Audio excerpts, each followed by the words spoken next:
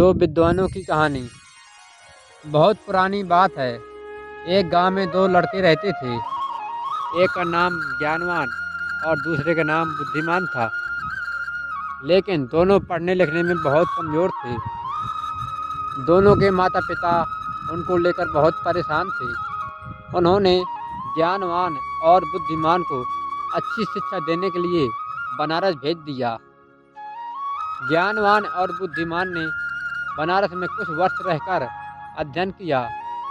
अब दोनों ही अच्छी शिक्षा ग्रहण कर विद्वान हो चुके थे। विद्वान होने के साथ ही उनमें इस बात का घमंड भी आ गया था कि वे बहुत विद्वान हैं। हर जगह दोनों ही अपने को अधिक श्रेष्ठ और दूसरे को नीचा दिखाने का प्रयत्न करते थे। दोनों को कई बार उनके शिक्षकों ने इस बारे में समझाया, किंतु दोनों अपने को ही श्रेष्ठ समझते थे। शिक्षा खत्म होने के बाद दोनों को बनारस से अपने घर वापस लौटना था।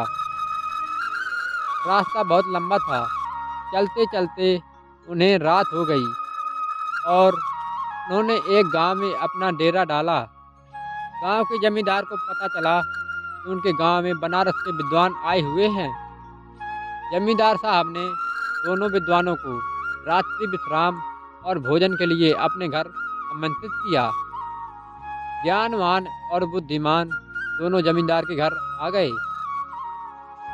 जमींदार ने दोनों के रुकने की अलग अलग व्यवस्था की थी और स्वादिष्ट पकवान बनवाए थे। जमींदार पहले ज्ञानवान के पास गया और उसका हाल चाल जाना।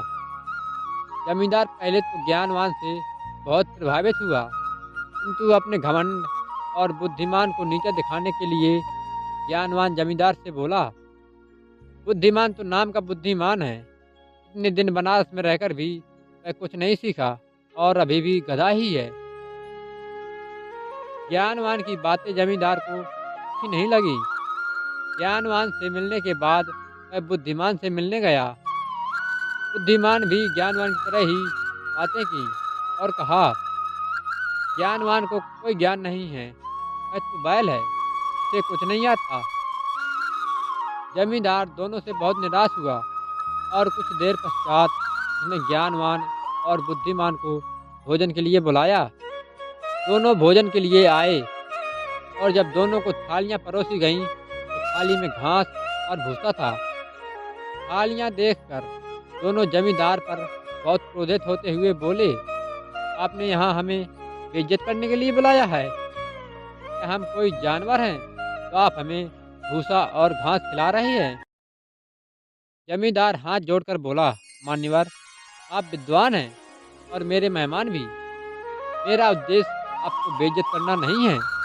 आप दोनों ही विद्वान होकर एक दूसरे को बैल और गधा बोल रहे थे, इसीलिए बैल और गधे का जो भोजन होता है मैंने आपको भी वही भोजन परोस दिया।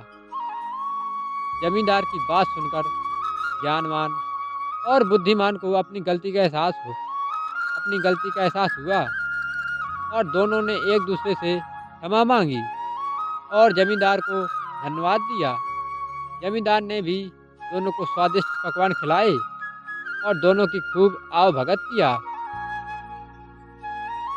शिक्षा, कोई कितना भी बड़ा विद्वान क्यों ना हो, अगर दूसरे को नीचा दिखलाने का प्रयत्न करता है उसे भी नीचा देखना पड़ता है। दोस्तों, आपको हमारी कहानी कैसी लगी? यदि अच्छी लगी हो तो हमारे चैनल को सब्सक्राइब करो और वीडियो को लाइक करो। धन्यवाद।